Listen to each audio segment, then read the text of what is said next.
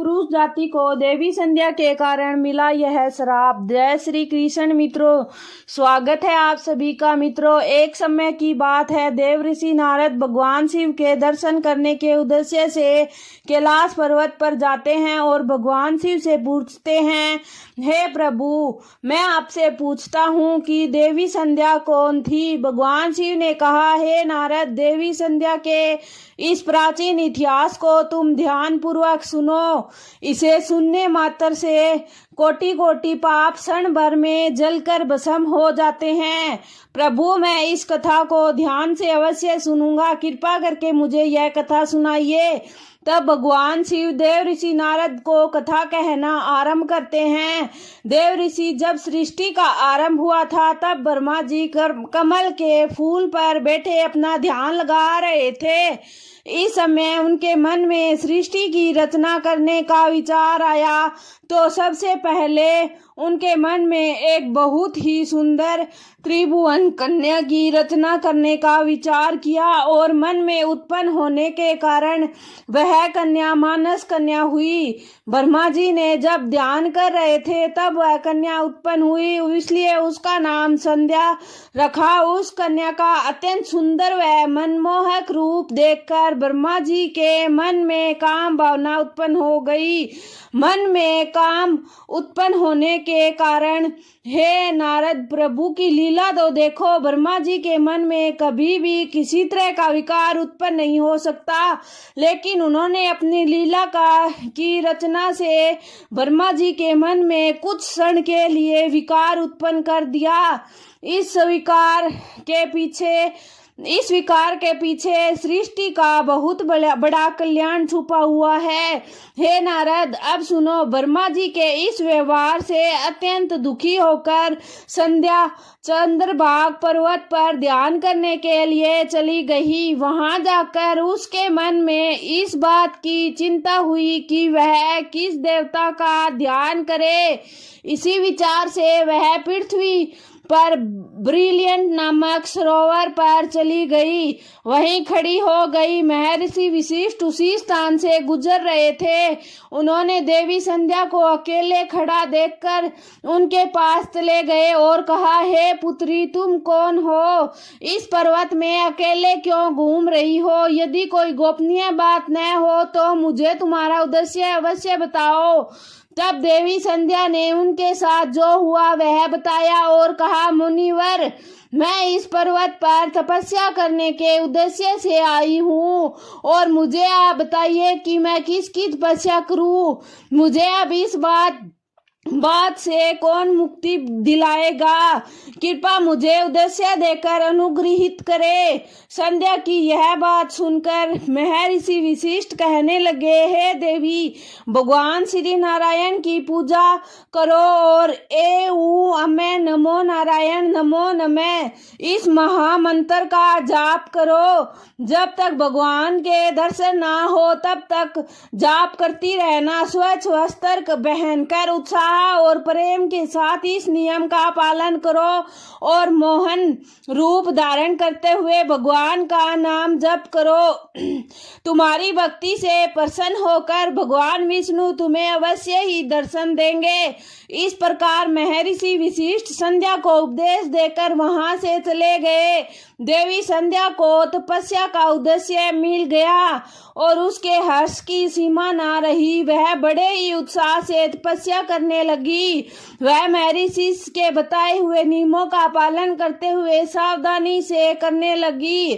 इस प्रकार सभी नियमों का पालन करते हुए 4 युगों तक देवी संध्या ने अपनी तपस्या चालू रखी। उसकी बड़ी तपस्या को देखकर, भगवान के प्रति अपनी श्रद्धा को देखकर सभी देवताओं को बड़ा ही आश्चर्य हुआ। विष्णु भी उसकी तपस्या से बड़े ही प्रसन्न हुआ और उन्होंने अपना मोहन छवि रूप धारण करके देवी संध्या को दर्शन दिए और कहा कि यह देवी, हे देवी उठ जाओ, मैं तुम्हारी तपस्या से प्रसन्न हूँ। भगवान विष्णु को देखकर देवी संध्या बड़ी शीघ्रता से खड़ी हो गई और भगवान का यह सूर्य के समान तेजवान दिखाई दे रहा था।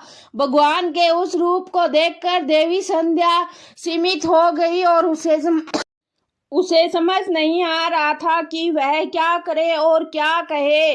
वह भगवान की स्तुति करना चाह रही थी, लेकिन उसे समझ नहीं आ रहा था कि वह क्या करे। फिर भगवान विष्णु ने देवी संध्या की मनोदशा को जान लिया और उन्होंने दिव्य ज्ञान दृष्टि देते हुए दिव्य वाणी प्रदान की। श्री देवी संध्या बड़े उत्साह से भगवान विष्णु की स्तुति करने लगी और उसके एक एक शब्द और एक एक वाक्य में भगवान विष्णु के प्रति प्रेम और भक्ति की भावना दिखाई दे रही थी।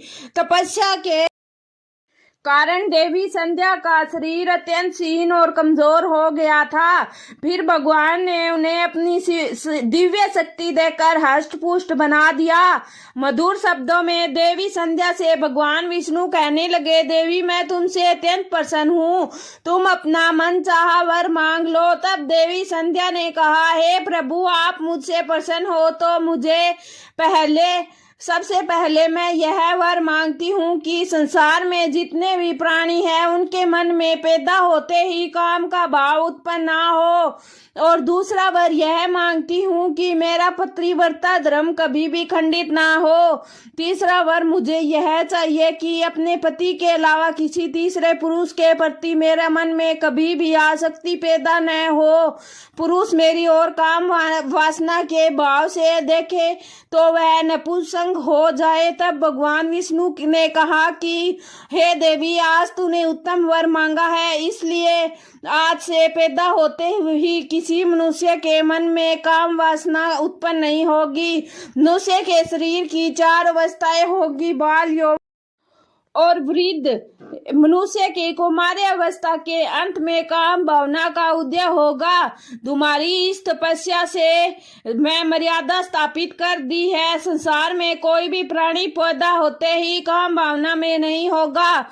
तुम हमारे स्थितों की प्रशंसा, तुम्हारे स्थायित्व की प्रशंसा तीनों लोकों में होगी।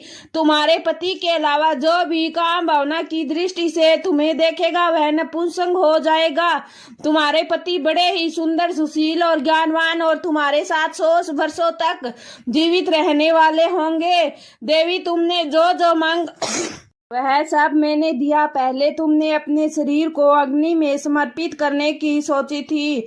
क्यों ऐसा इसलिए सोचा था क्योंकि ब्रह्मा जी ने तुम्हारे प्रति काम भावना की दृष्टि से तुम पर देखा था। निर्दोष होने पर भी तुम अपना शरीर त्याग करना चाहती थी। यहाँ के पास की चंद्रभागा नदी के तट पर महर्षि दंत ऐसा यज्ञ कर रहे हैं जो 12 वर्ष में पूरा होगा।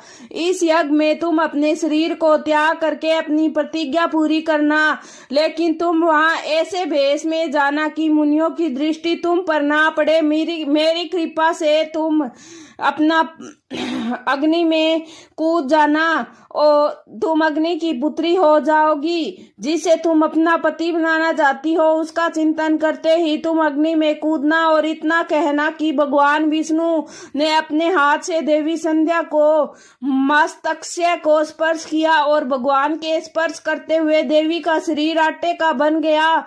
भगवान ने ऐसा इसलिए किया क्योंकि मुनियों का वह यज्ञ संसार में कल्याण के लिए हो रहा था। अग्नि में मांस ना गिरे और अग्नि की देवी मांस की भोजी ना बन जाए, इसलिए देवी अदृश्य होकर उस स्थान पर गई और उस समय उसके मन में महर्षि वशिष्ठ जी को अपना पति मान लिया और उसका चिंतन करते हुए उन्होंने यज्ञ की अग्नि में अपना शरीर त्याग दिया। फिर भगवान की आज्ञा से अग्नि देवी संध्या के शरीर को देवमंडल में लेकर गई और फिर देवमंडल में संध्या के शरीर को 2 भाग, एक पितरों और एक भाग देवताओं को देने के लिए अपने रथ पर स्थापित कर लिया और उसके शरीर का ऊपरी भाग प्रातः काल हुआ और शेष भाग संध्या काल हुआ। देवी संध्या के कारण सुबह सूर्योदय को प्रातः काल और सूर्यास्त को संध्या काल। इस प्रकार देवी संध्या जो त्याग की मूर्ति थे, उन्होंने अग्नि को में त्याग करके अपने जीवन को समाप्त कर दिया और भगवान विष्णु के वर के कारण देवी संध्या दूसरे जन्म अरुंधति के नाम से प्रकट हुई और महर्षि वशिष्ठ की पत्नी बनी। और भगवान शिव जी कहते हैं कि नारद, इस प्रकार देवी संध्या ही हर प्राणी संसार में पैदा होते ही काम वासना से मुक्त होता है और उसके अंदर किसी भी प्रकार की काम वासना नहीं होती। जब कौमार्य को प्राप्त होता है तभी उसके मन में काम वासना उत्पन्न होती है। इस प्रकार मैंने आपको देवी संध्या के जीवन के चरित्र को सुना दिया। देवर्षि नारद कहने लगे, प्रभु अपनी देवी संध्या के चरित्र को सुनाकर मुझ पर बड़ा उपकार किया। जो देवी संध्या की कथा को सुनकर मैं धन्य ही हो गया। दोस्तों, अगर आपको यह कहानी अच्छी लगी तो हमारे चैनल को लाइक, शेयर एंड सब्सक्राइब जरूर करिएगा।